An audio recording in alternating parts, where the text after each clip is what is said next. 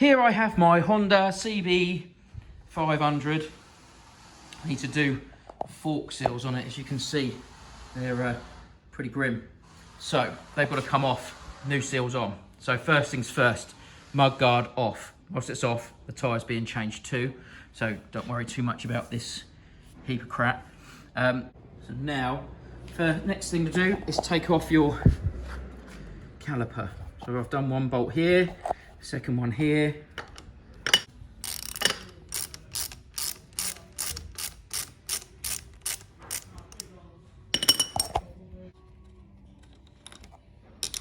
Bolt out, and caliper should slide off. Yeah, most definitely needed two hands. That was stuck on there and ever so slippery, where the fork seals had run down all over the caliper. It was all greasy and horrible. Ugh. So that'll need a clean. Right, next thing, let's get this wheel off. As you'll see, there's nothing to do here. This side has an Allen bolt, and I've got one of these sets.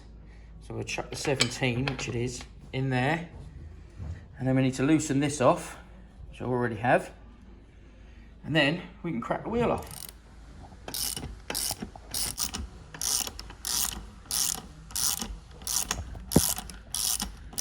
coming out from the other side. That's disappearing inside. As soon as that's free, I can tap it out. All right, once you've knocked that through, out of there, keep an eye on the spacers. There's one there, and there's one down there. Now they're going to be loose. So you need to take them out and keep them. I always keep them to the same side as I've taken them. And then pull the wheel out. Now I was going to use a paddock stand that goes up in under here. But this bike's quite tall, and just my paddock stand up there doesn't do it. So, where it's quite flat at the bottom, underneath the oil pan there, I've gone with a box and some wood. Here goes nothing. I hope this holds.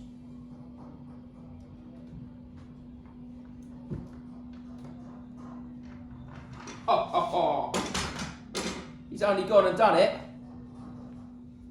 We've got a bolt here and one here.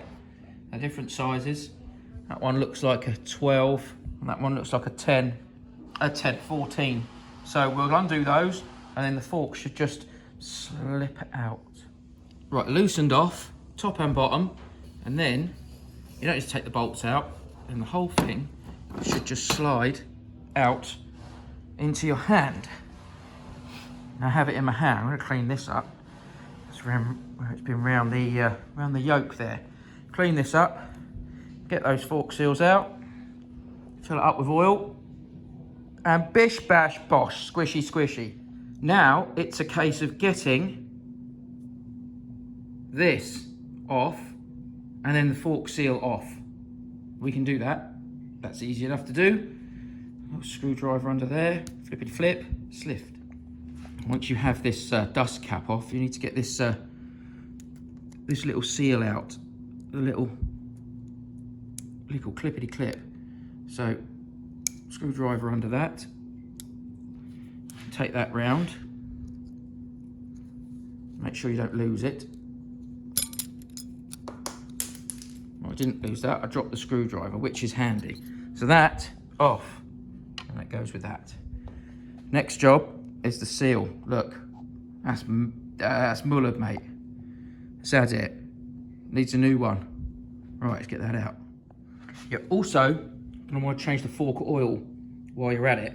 So, although the fork seal is still in there, oh, it's grubby. In there is an Allen key you need to undo. You undo that, and then you can turn it upside down, and all the fork oil will fall out.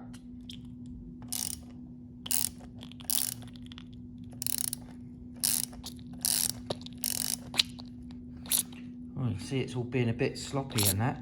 Oh, that's unfortunate. Ugh. Right, so I'm going to need two hands again. I'm just going to take that out and then I'll dump it into my tray. And then I ran into a little bit of an issue. What happened just then went a little wrong. I wasn't holding it properly and it just shot out everywhere. And it kind of got my arm too, and my hand, and the floor, and the cabinet, and well, yeah, pretty much all across the workshop. Okay, all right, interesting. I suppose we get cleaned up. I haven't cleaned much up yet, but you want to do that a few times until all the oil is out.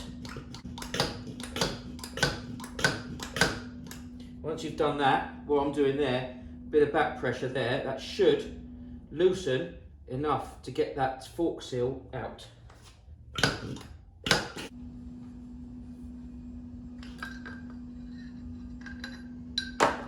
That is a fork apart, right? So we'll clean it up.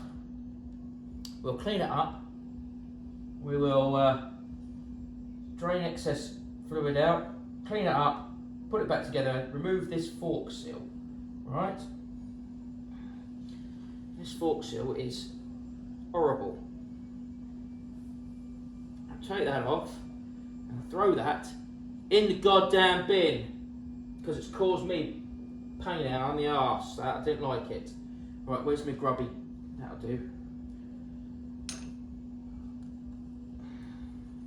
Yeah, look at that. Lovely and sorted and clean and happy. Yeah, right. Clean that bad boy up. Right. We're doing this the cheats way, because what I'm going to do is I'm going to refill the oil from the bottom rather than taking this top off, because I don't want to take the top off and get all that out. I don't need to. New fork seal. Slides on. Slippy. This little bad boy here sits on the end. I like that. You wipe off the crap off of it, and then you get the other part of your fork, which I've put down there. You slide that back in. All will fit nicely, and then I need to knock the fork seal into place with a fork seal driver, which I shall just go and get now. Fork seal driver. Okay, this just fits round the fork like that. You have a couple of other little bits and they clamp around this bit. Okay, over the top, clamp in, drop it down, and then all you do is you tap it until it sits bang on flush with the little rim where the circlip goes. Once in, replace your circlip over the top. So you hook that back in one side like that. Go round. Two-hand job again. Or is it? There we go. And we'll just push that down. So it sits in its gap.